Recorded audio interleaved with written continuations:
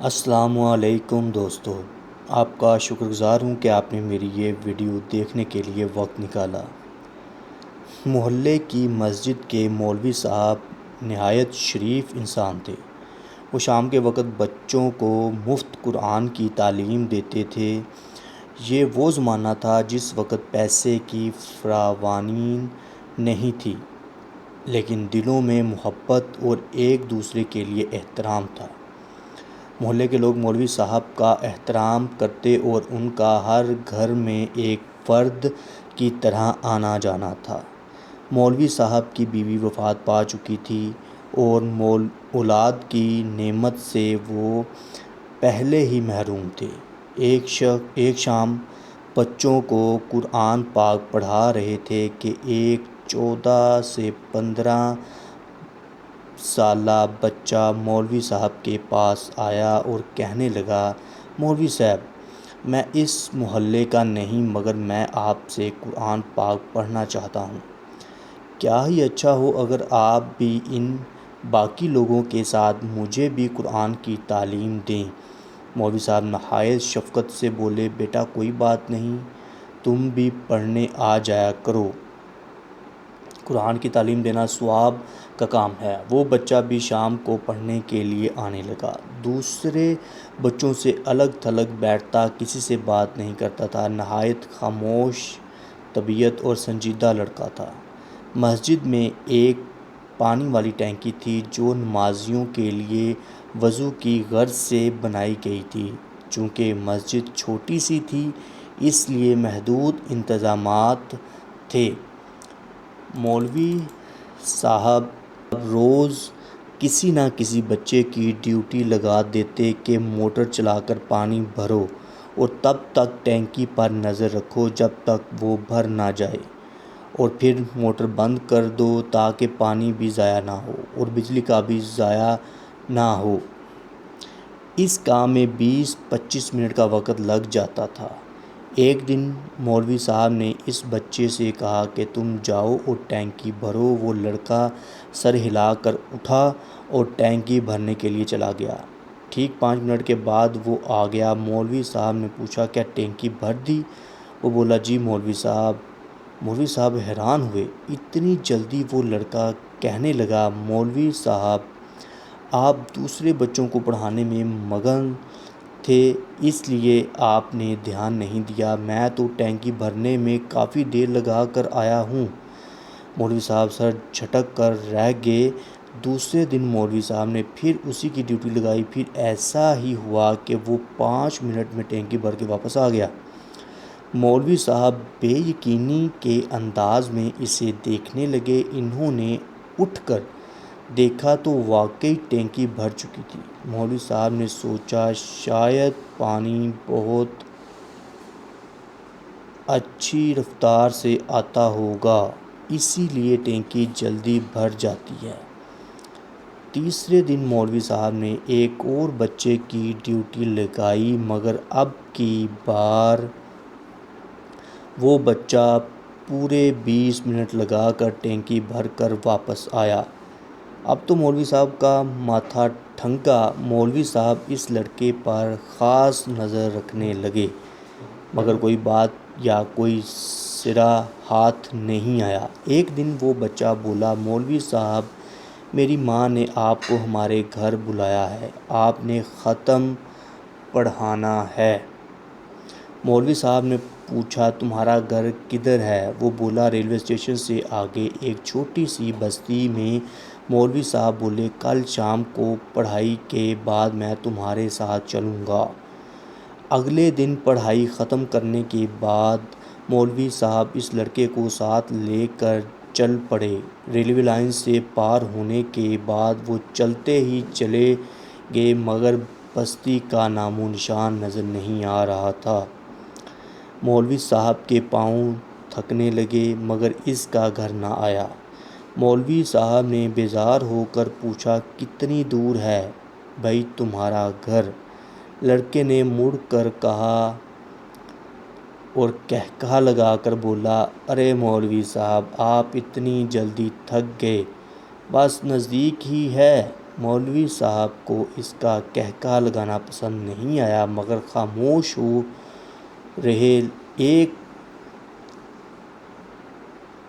ایک فرلانگ چلنے کے بعد مولوی صاحب کو وہ سنسان کھیتوں سے گزرتا ہوا ایک پہاڑی ٹیلی میں لے گیا۔ مولوی صاحب ڈر گئے کہ ان جنگلوں میں تو کوئی انسان نہیں رہتے، پھر یہ مجھے کہاں لے آیا؟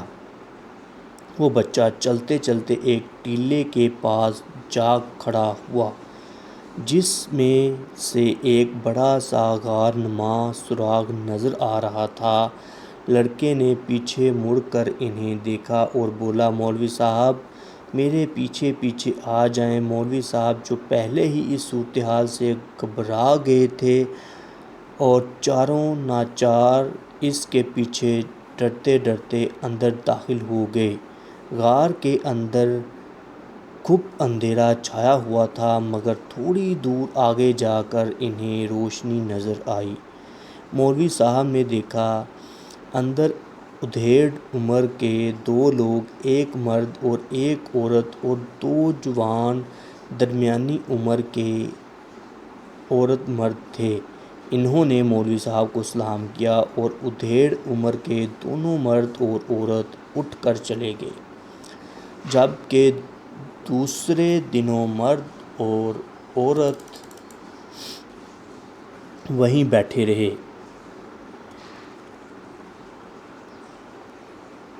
ایک بات مولوی صاحب کو بہت عجیب لگی کہ اس غار نما گھر میں چھوٹے بچوں کی بھرمار تھی۔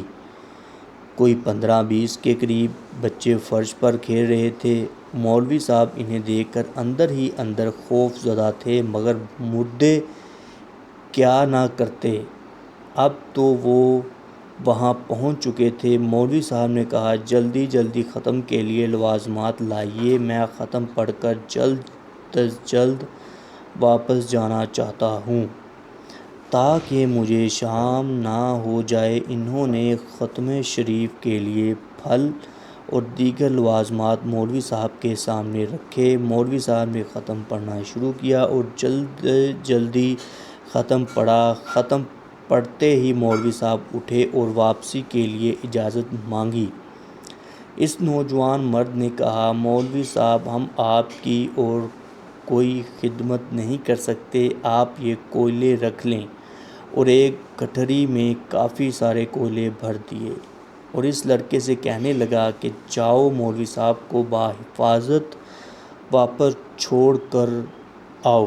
وہ لڑکا مولوی صاحب کو لے کر غار سے باہر آ گیا۔ مولوی صاحب اندر سے تلملا رہے تھے کہ دیا بھی تو کیا، اتنی دور ختم پڑھنے کے لیے آیا تو کوئلوں سے تھیلا بھر کے میرے حوالے کر دیا۔ کیسے عجیب لوگ ہیں! انہیں کسی گھر آئے مہمان کی خاطر مدارت کرنا بھی نہیں آتی۔ لڑکے نے وہ کوئلوں والا تھیلا مولوی صاحب کو پکڑا دیا۔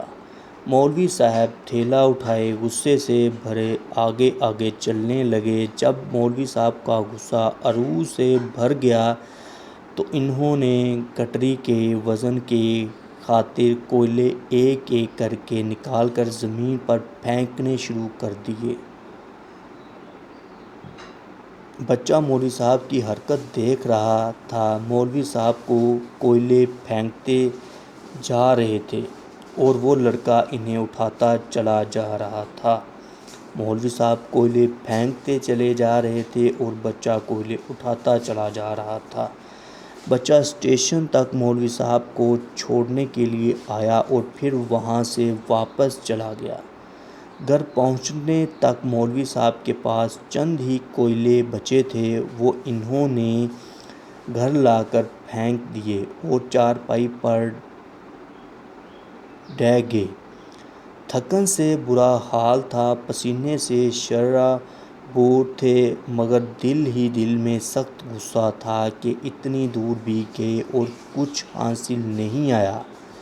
نہ ہی انہوں نے کھانے کا پوچھا اور نہ ہی کوئی نظر آنا دیا۔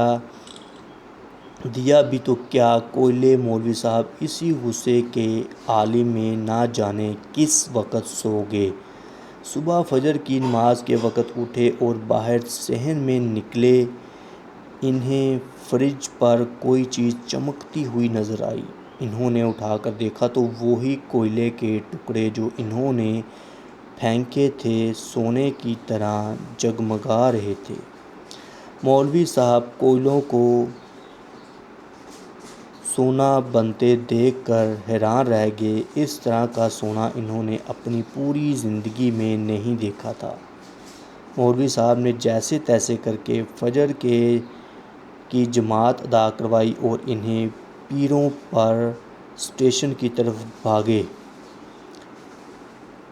اور جن جن جگہوں پر جن جن راستوں پر وہ کوئلے پھینکتے چلے آئے تھے وہ دیکھتے گئے، لیکن راستے میں انہیں کوئی کوئلے یا سونے کا ٹکڑا نہیں ملا۔ چلتے چلتے وہ اسی جگہ پہنچے جہاں اس لڑکے کا گھر تھا، مگر وہاں کسی گھر کا نام و نشان تو کیا کوئی پہاڑی ٹیلہ بھی موجود نہیں تھا۔